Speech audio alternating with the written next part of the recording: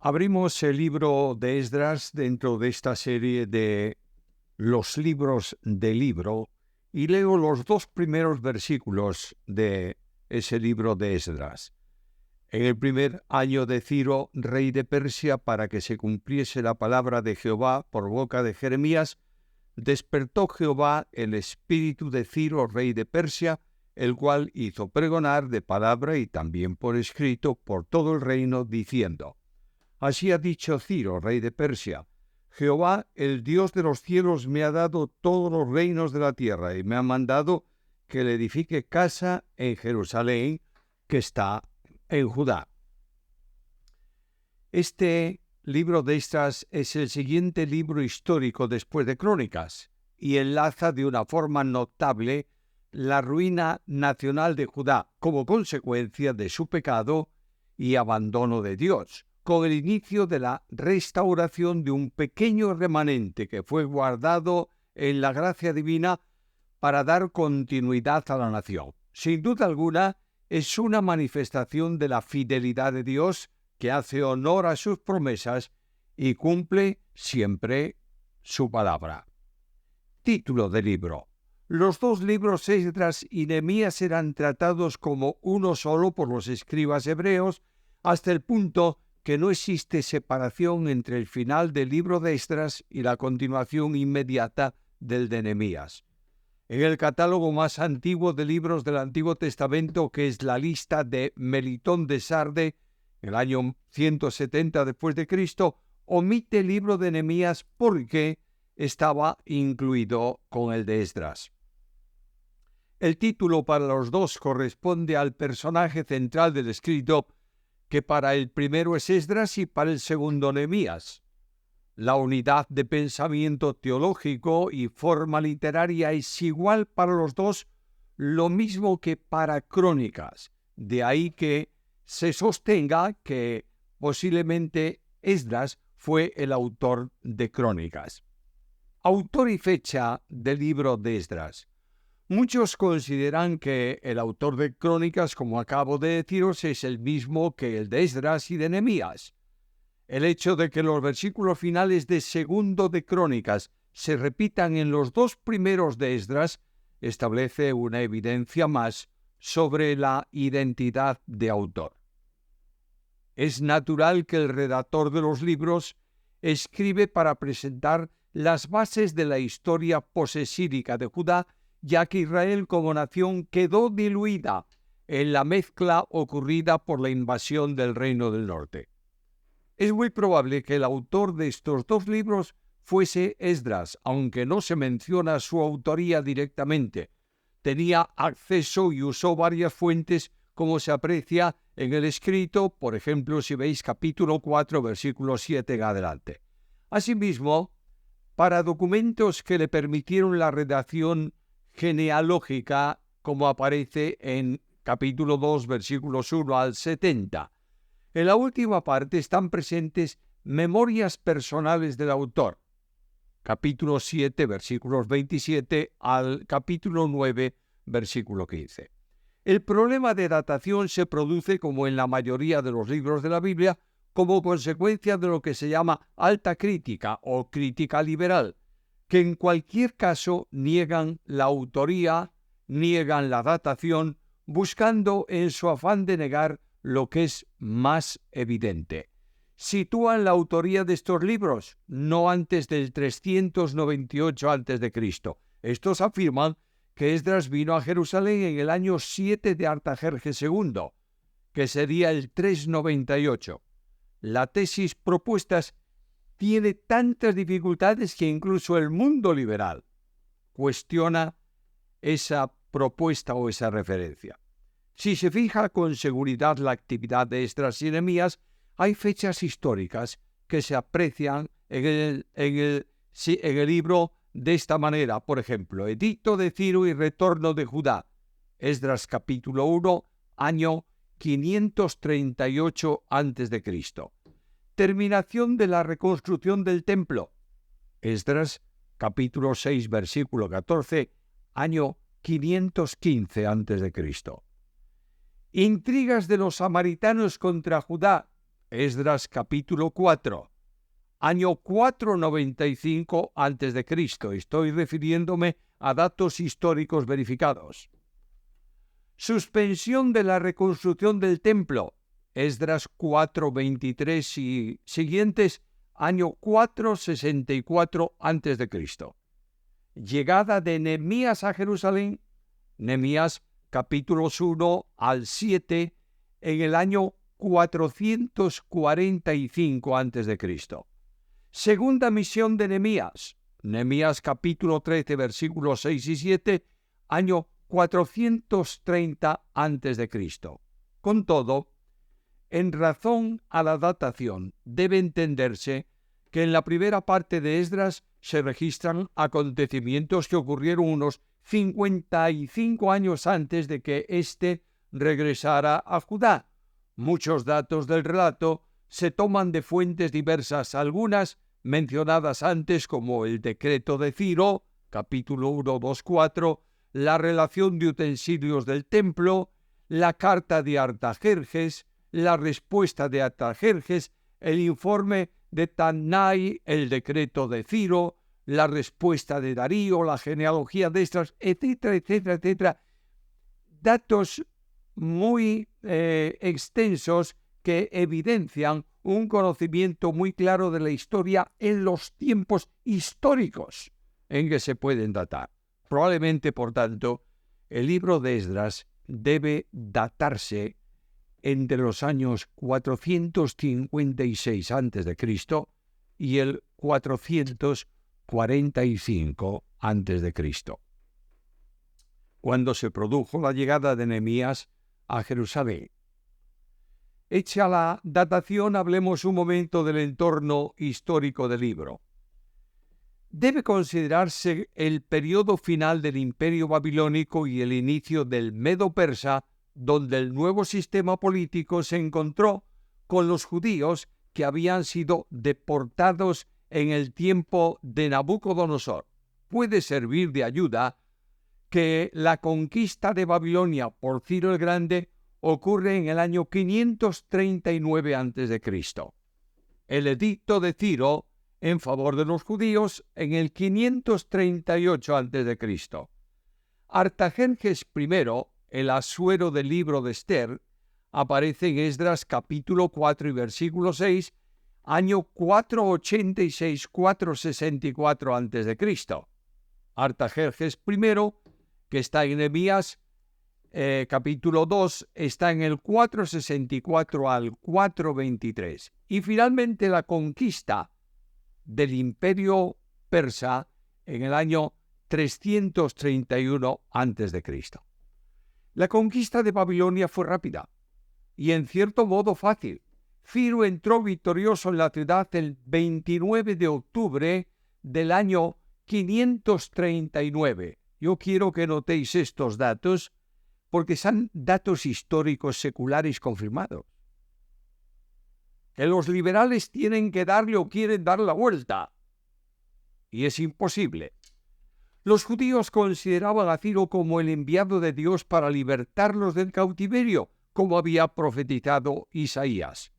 Los medo-persas se mostraron favorables a los pueblos dominados buscando ganarse la confianza de todos, y con este mismo espíritu de comprensión, en el primer año de su gobierno, Ciro publicó el decreto que permitía a los judíos regresar a su tierra y reconstruir el templo. A pesar de que este decreto revestía una importancia grande para el retorno, no hubo mucho interés por parte de un buen número de judíos que se habían establecido en casas nuevas y ejercían el comercio y ya no tenían interés por su tierra ni por su patria.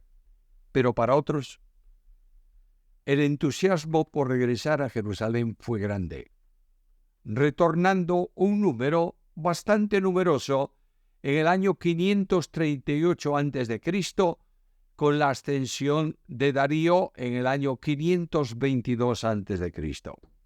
El viaje de retorno a través de lugares desiertos era difícil y peligroso.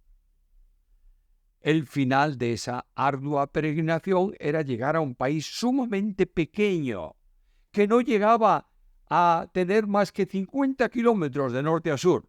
La arqueología ofrece evidencias de un territorio devastado por los ejércitos babilónicos. Además, había enemigos en el entorno territorial, como eran los pobladores de Samaria, que consideraban como propia la provincia de Judea y se oponían a cualquier establecimiento en ella de un remanente judío.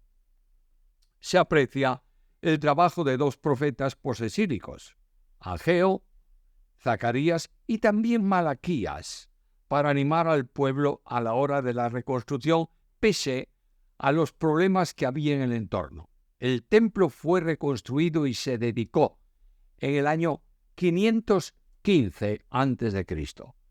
Sin duda había esperanzas mesiánicas, pero Judá y por tanto Jerusalén siguieron bajo el dominio medo-persa y luego bajo el greco-macedónico. Para los persas era la quinta satrapía, oficialmente conocida como la satrapía de más allá del río. Esdras capítulo 4, versículos 11 y versículo 16. Resumiendo el entorno histórico. El pueblo de Israel había sido deportado a Babilonia, regresando con la autorización de los persas. Zorobabel regresó y lideró el primer grupo de retornados, año 538 a.C. Comenzó la reconstrucción del templo, capítulos 1 al 6, y Esdras condujo el segundo grupo de retornados en el año 458, estableciendo algunas reformas. Nehemías llevó el tercer grupo y reconstruyó la ciudad y el muro.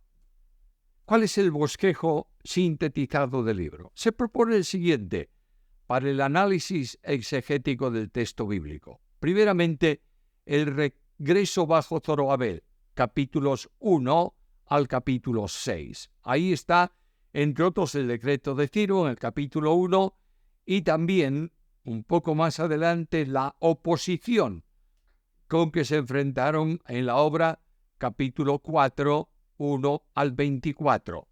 Está el convenio de los retornados, también en ese capítulo 4, versículos 1 al 3. La campaña de los adversarios contra ellos está bien reflejada en el capítulo 4, versículos 4 y 5, hasta el punto de que detuvieron la obra, capítulo 4, 6 al 24. A continuación está la reedificación del templo, capítulo 5 y capítulo 6. Ahí está el mensaje de los profetas en el capítulo 5 y también está la acción del gobernador para que se produzca, que se consintiera en esa reconstrucción que había sido también detenida. El decreto de Darío tiene tremenda importancia. Capítulo 6. Está la reedificación del templo que se concluye en el capítulo 6, versículos 13 al 22. Por tanto, la conclusión de las obras están en el capítulo 6 y ahí el pueblo de Israel avanza en la dedicación del templo reconstruido y sigue adelante hasta el final con la Pascua en el capítulo 6 y versículo 22. En segundo lugar está el regreso bajo Esdras, capítulo 7 al capítulo 10. Todo esta síntesis del bosquejo del libro había que reordenarla y hacerla bastante más extensa, pero con esto es suficiente. Notemos, como en todos los libros anteriores, la presencia de Cristo en el libro. En Esdras se aprecia el cumplimiento fiel de las promesas que Dios había dado a David y por tanto al pueblo, del mantenimiento de su descendencia hasta la llegada del Mesías, que es el rey determinado por Dios para gobernar primero en la tierra actual durante 1000 años y luego perpetuamente en cielos nuevos y tierra nueva en la creación anunciada. Zorobabel es nieto de Jeconías y forma parte de la ascendencia del Mesías, según la carne.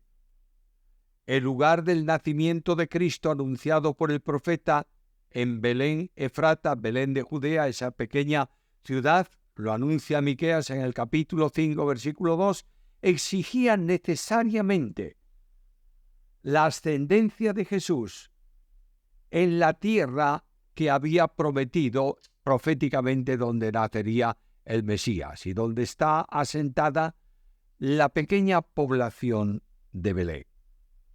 El arrepentimiento forma parte natural y principal del libro. Dios llama a su pueblo a la confesión de su pecado y al arrepentimiento que abriría para ellos un tiempo de bendición. Ahora, el mensaje de Cristo y su enseñanza comprende el llamamiento al arrepentimiento que había sido también el mensaje de Juan el Bautista.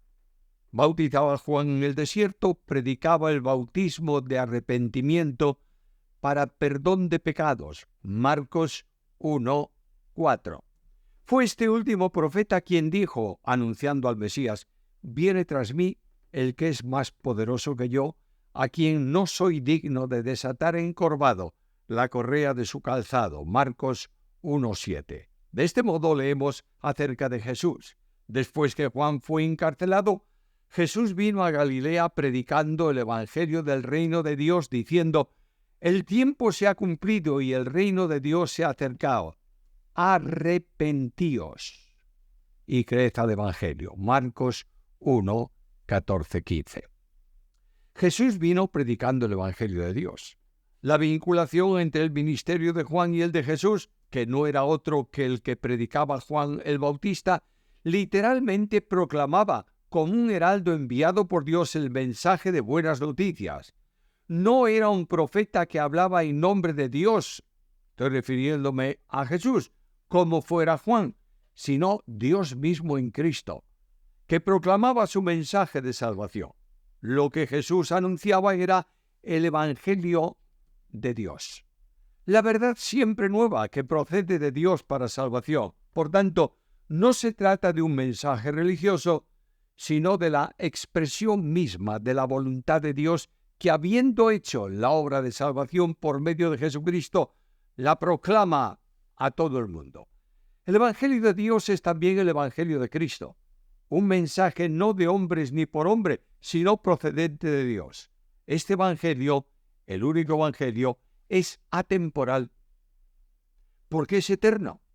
El mismo que se proclamó para la salvación en las distintas formas a lo largo del tiempo en la historia de la humanidad.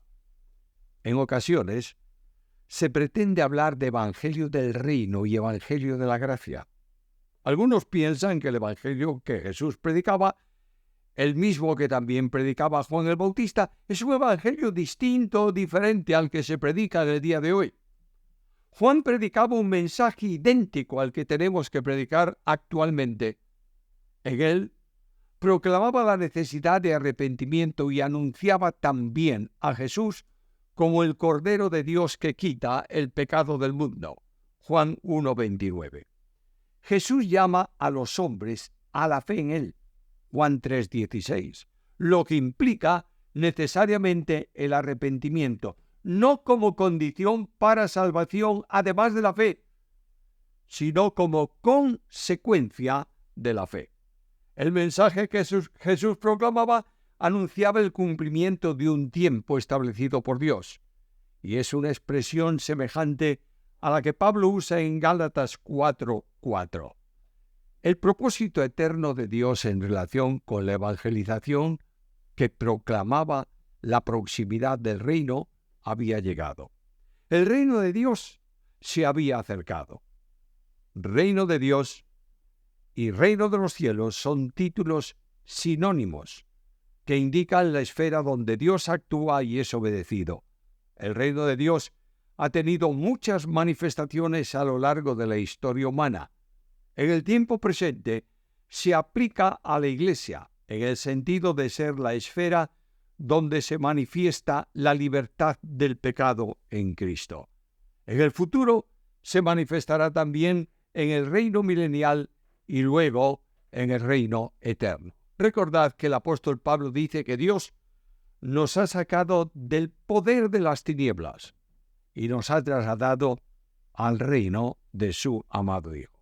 Por lo que se ha considerado antes, el término reino de Dios no debiera vincularse a un determinado aspecto futuro o escatológico, sino también a la realidad presente que ocurre en la Iglesia como expresión del reino de Dios en el tiempo actual, a donde los ascendentes a ese reino, los que acceden al reino, son creyentes que depositan su fe en el Señor. De ahí que Pablo enseñe, el cual nos ha librado de la potestad de las tinieblas y trasladado al reino de su amado Hijo. Colosenses 1:13. El reino de Dios es eterno, por tanto es presente y escatológico a la vez. No es posible confinarlo a aspectos limitados por el tiempo. Quiere decir que el reino se había acercado y estaba iniciando un nuevo tiempo en el que el Evangelio de Dios sería el mensaje de salvación para todo aquel que lo recibiera. Jesús proclamaba que la entrada al reino solo era posible mediante la fe en el mensaje del Evangelio que demandaba el arrepentimiento, en el sentido en que se ha considerado antes como expresión equivalente a nuevo nacimiento, sin cuya condición no podrían ver ni podían entrar en el reino. Si importante es conocer el sentido del término reino de Dios, no lo es menos entender el de arrepentimiento. De modo que aún a costa de alguna redundancia, será bueno considerarlo nuevamente aquí. El arrepentimiento tiene que ver con un cambio de mentalidad que conduce al hombre a una consideración diferente a cuanto era su forma de buscar la salvación mediante otro procedimiento que no sea creer al Evangelio. La salvación, que es por fe, conduce inexorablemente a la regeneración y con ello a la transformación que hace del creyente una nueva criatura. Garantiza la preservación del creyente y lo lleva finalmente a la presencia de Dios hecho conforme a la imagen de Cristo. Es solamente necesario entender que cada uno de los aspectos que comporta la salvación son sobrehumanas, es decir, incapaces para el hombre, de modo que han de llevarse a cabo por Dios, ya que solo Él puede realizarlas. Por esa razón el profeta pide, conviérteme y seré convertido. Jeremías 31:18. Pero es necesario entender que cuando se afirma que el arrepentimiento no es un elemento añadido a la fe para salvación, no significa que pueda haber verdadera salvación sin arrepentimiento, o que el arrepentimiento no es para salvación o necesario para salvarse. Es por tanto necesario afirmar contundentemente que el arrepentimiento es imprescindible para la salvación. De otro modo, nadie se salva sin arrepentirse, pero el arrepentimiento va implícito en la fe. Es decir, no es posible arrepentirse separado de la fe. El hombre tiene delante de sí un mensaje de buenas nuevas que debe creer. Arrepentíos y creed al Evangelio. El mensaje de Jesús puede explicarse de esta manera. Arrepentíos en el sentido de cambiar de forma de pensar sobre cómo alcanzar la justificación. Y creed al Evangelio, cuyo contenido es el mensaje de salvación de Dios para todo aquel que cree en Cristo. Esta es la continuidad de la proclamación del Evangelio que Juan predicaba. Esta es la buena nueva de salvación que predicamos nosotros hoy. Este es el Evangelio eterno de Dios.